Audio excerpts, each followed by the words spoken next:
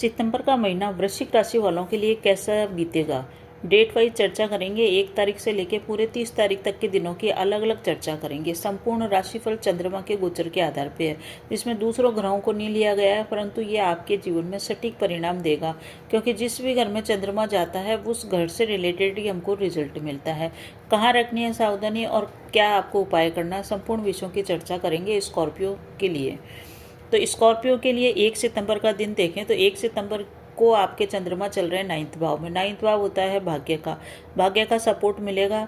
कुछ आपको झटके से लाभ हो सकता है, परंतु मन विचलित रहेगा, क्योंकि आपके भाई बहनों से वाद विवाद या हॉट आर्ग्यूमेंट हो सकता है, तो उससे आपको बच के चलना है। 2 तारीख की बात करें, 2 तारीख और 3 तारीख और 4 तारीख, तीनों तारीखों की बात करें तो ये चंद्रमा चल रहे हैं आपके 10th हाउस के अंदर। साथ में सूर्य देव भी बने हुए हैं। ये इस समय आपको, क्योंकि ये पिता का घर भी है और माता के घर के ठीक सामने पड़ रहा है, इस कारण से 2 तारीख, 3 तारीख, 4 तारीख को आपको अपने माता और पिता के स्वास्थ्य का ध्यान बेहद जरूरी ध्यान रख के रखना है, क्योंकि उनका स्वास्थ्य इस समय नरम रहेगा।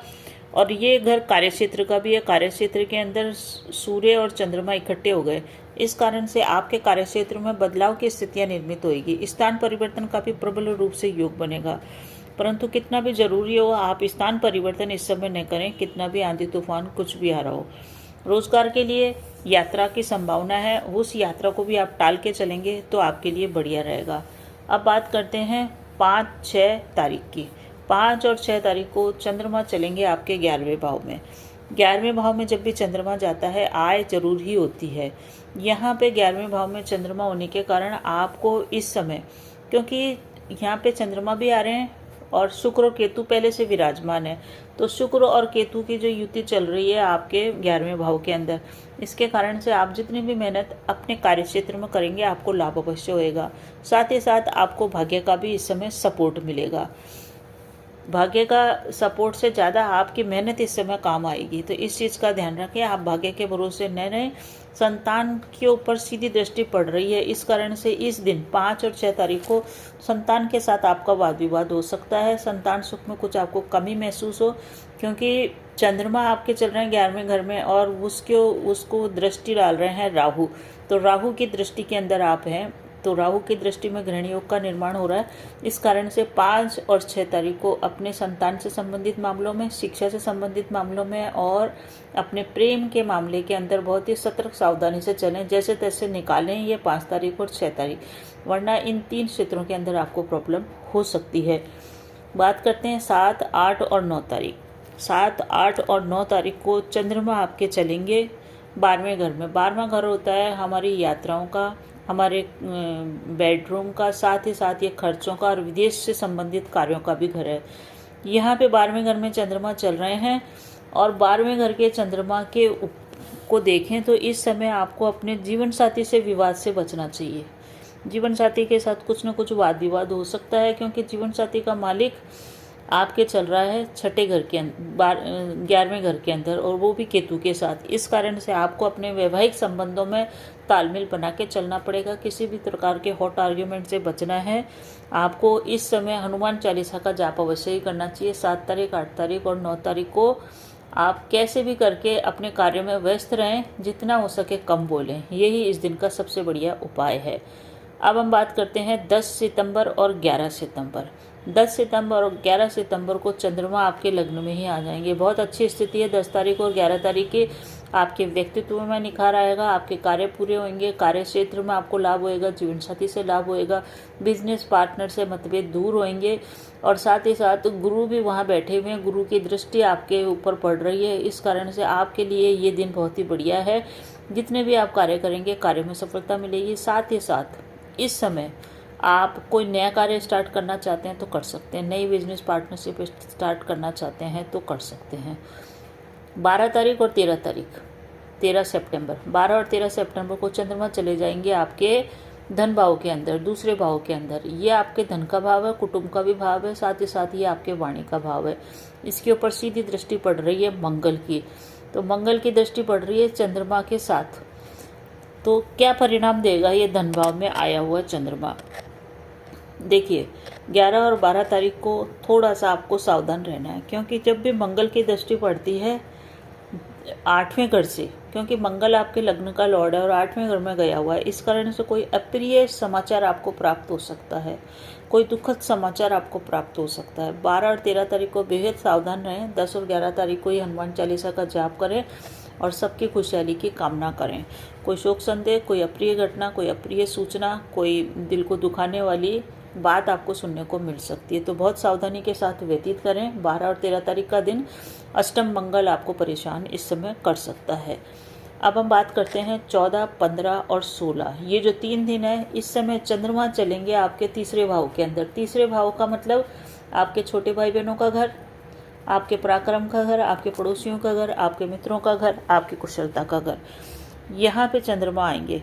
इस समय 14, 15 और 16 तारीख को आपको अपने भाई बहनों से वाद विवाद टालना चाहिए, क्योंकि आपका चंद्रमा अब हम बात करते हैं 17 और 18 सितंबर की। तो मंगल आपका लग्न से अष्टम घर में चल रहा है, इसलिए इस समय भी आपको प्रॉब्लम आएगी। उसमें आ रहे हैं 14, 15 और वहाँ 16 पहले से ही विराजमान है शनिदेव और सूर्य की दृष्टि भी पड़ रही है, तो स्थितियाँ थोड़ी सी परेशान करने वाली है।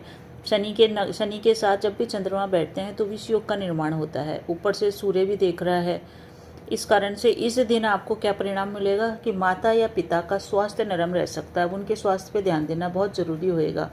और इस दिन आप स्थान परिवर्तन बिल्कुल न करें, कितना भी आंधी तूफान आ रहे हो, इस दिन अपने स्थान को न छोड़ें, अपने जहाँ पे रह रहे हैं वहीं पे रहें, वरना आपके लिए बहुत अधिक नुकसान की संभावना इस दिन बन जाएगी, परेशानी की संभावना बन सकती है। रोजगार या कार्य क्षेत्र के लिए भी आपको कोई बिजनेस ट्रिप हो या कोई ऑन ड्यूटी आपको जाना पड़े, अगर इस दिन आप टाल सकें, 17 सितंबर और 18 सितंबर को टाल सकें तो बहुत ही बढ़िया है। इस दिन आप हनुमान चालीसा का जाप करें, साथ ही साथ दशरथ कृत्य शनि स्तोत्र का जाप करें और पूर्ण रूप से ईमानदारी से रहें। मानसिक रूप से बेचैनी या मानसिक रूप से तनाव आपको ये दिन दे सकता है, आर्ग्यूमेंट से भी आप बचें। इस दिन आपको एक चीज़ का ध्यान रखना है, ये ही ध्यान है सबसे बढ़िया, कि न तो ज़्यादा बोलो न ज़्यादा विवाद हो, इस चीज़ बस यही एक इस दिन का मूल मंत्र है।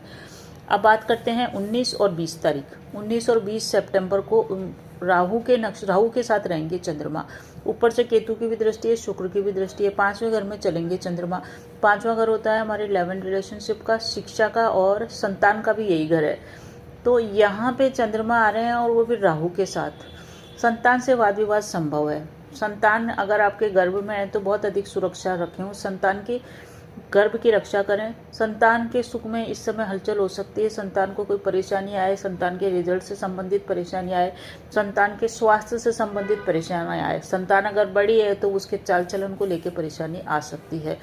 इस समय आपको भाग्य का सपोर्ट बिल्कुल भी नहीं मिलेगा और भाग्य में आपके अवरोध आएंगे। जो भी काम करना है अपनी मेहनत से, अपने पुरुषार्थ से चलें, आपके लिए बढ़िया रहेगा। संतान से विवाद को टाल के चलें, जैसे तैसे निकाल लीजिए 19 और 20 तारीख का दिन। जैसे आपने 5 और 6 तारीख का दिन निकाला, वैसे ही 19 और 20 तारीख का दिन भी आप निकाल दीजिए। ये चारों दिन थोड़े से नेगेटिव बने हुए हैं।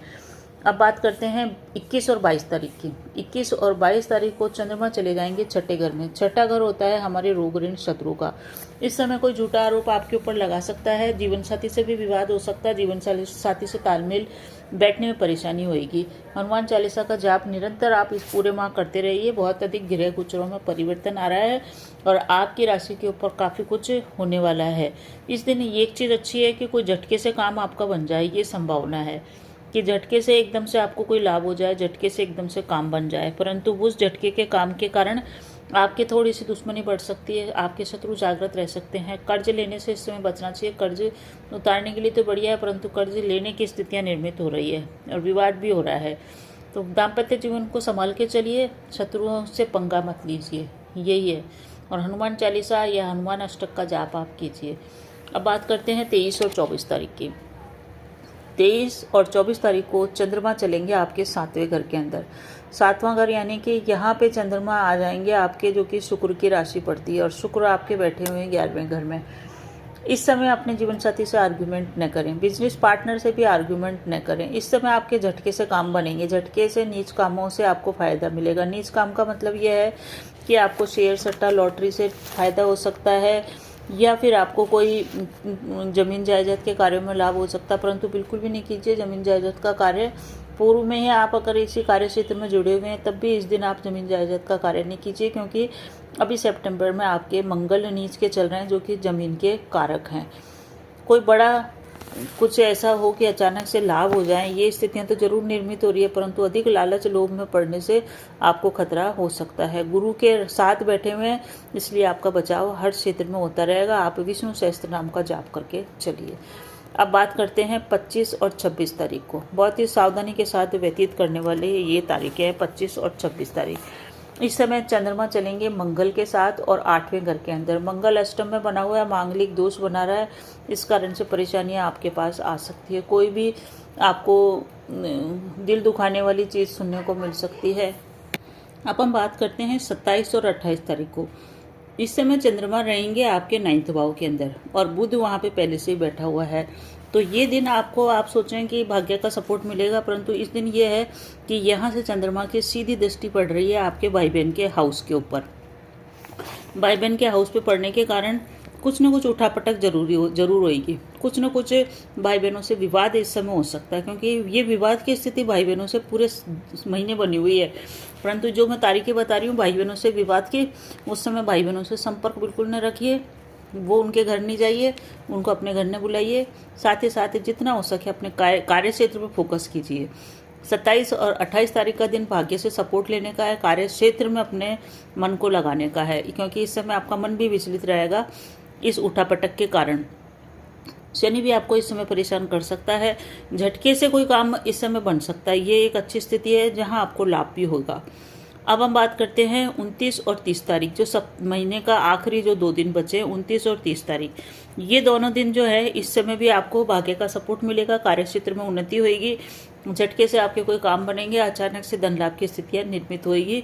तो ये दिन अच्छे हैं। सप्ताह के, महीने के आखिरी दोनों दिन आपके लिए बेहतर हैं।